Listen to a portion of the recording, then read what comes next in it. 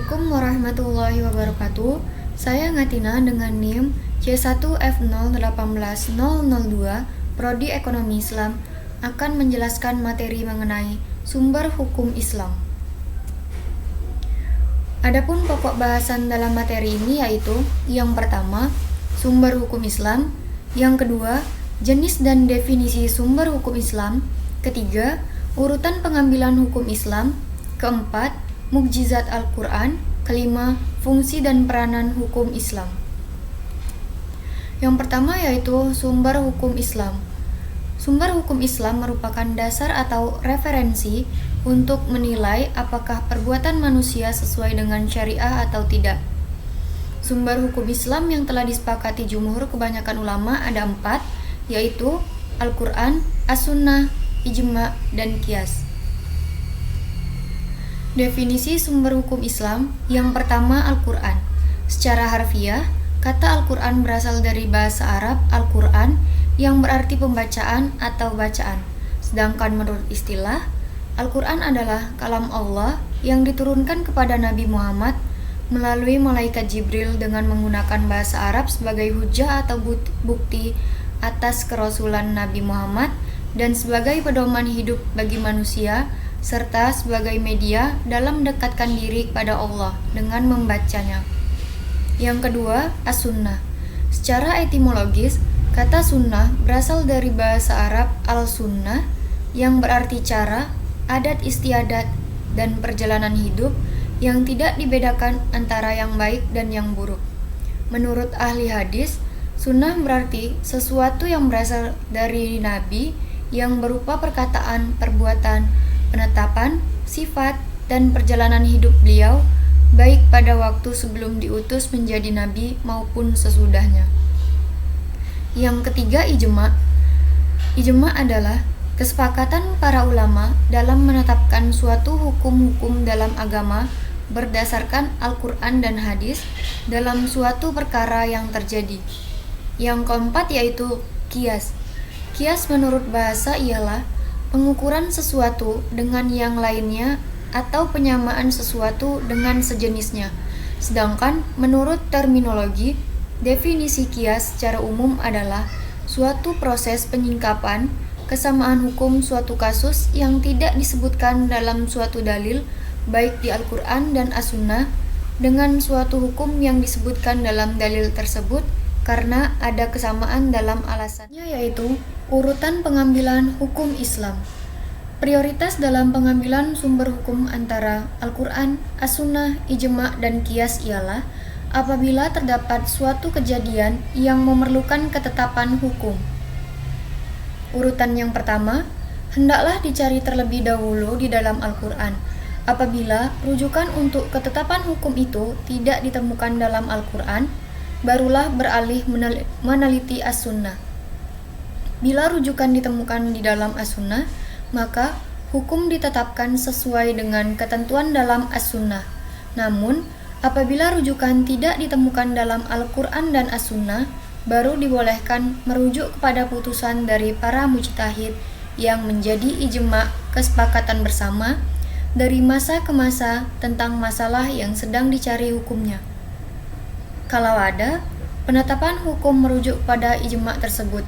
Sekiranya tidak ditemukan rujukan ijma dalam masalah tersebut, maka ditempuh qiyas. Qiyas yaitu usaha sungguh-sungguh dengan jalan membuat analogi kepada peristiwa sejenis yang telah ada ketentuan hukum nasnya. Selanjutnya, mukjizat Al-Quran.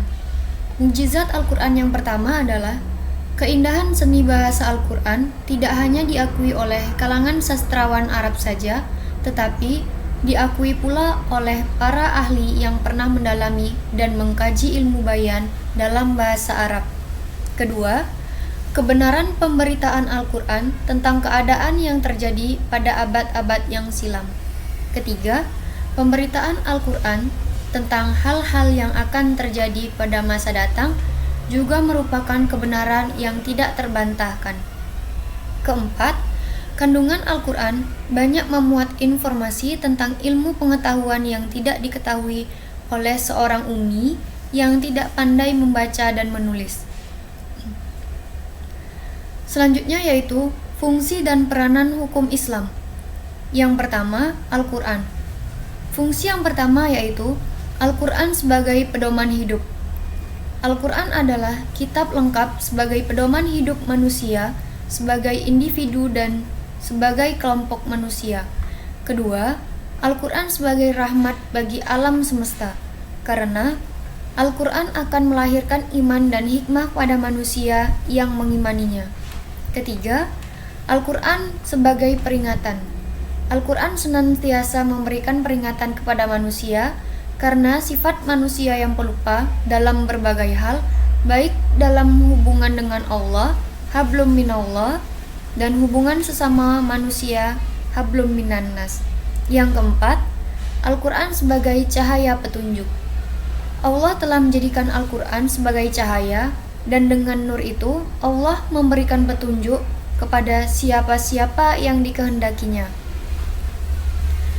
Yang selanjutnya yaitu fungsi dan peranan as-sunnah.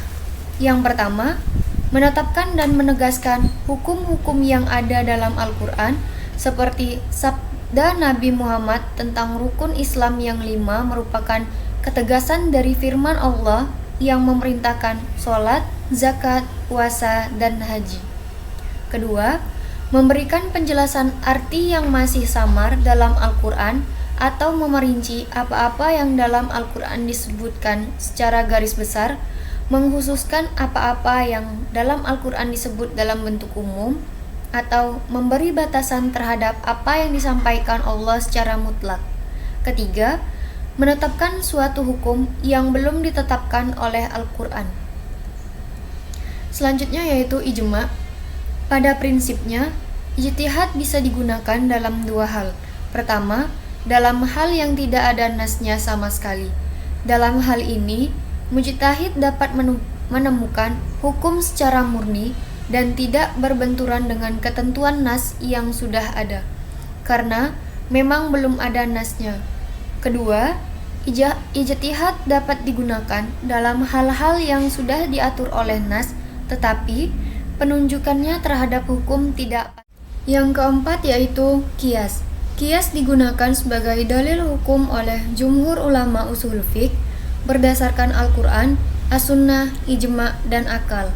Di sisi lain, ada juga kelompok yang menolak menggunakan qiyas sebagai dalil hukum dengan berlandaskan pada Al-Quran, As-Sunnah, dan lainnya. Namun, argumentasi kelompok kedua ini masih dianggap lemah oleh para ulama. Sekian dan terima kasih. Wassalamualaikum warahmatullahi wabarakatuh.